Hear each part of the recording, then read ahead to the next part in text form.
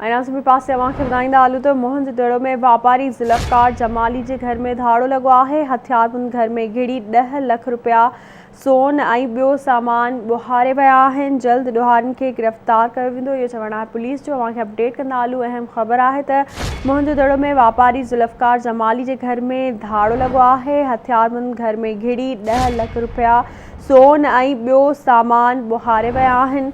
जल्द ॾोहारियुनि के गिरफ्तार कयो वेंदो, इहो चवणु आहे पुलिस जो। तफ़सील मालूम कंदासीं मोहनजोदड़ो मां आवाज़ टीवी के रिपोर्टर गुलाम मुस्तफ़ा जा हथियाल खां। जी गुलाम मुस्तफ़ा।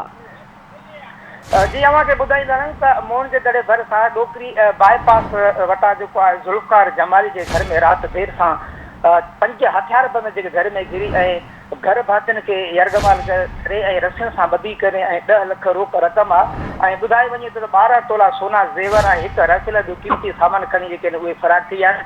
जीअं त सवेर सां जेको आहे त पुलिस जेका वाक़े वारी जेका इतला ॾियण खां बाद जीअं वाक़े वारी जाइ ते पहुची करे तफ़सील मालिकनि खां वरिता आहिनि।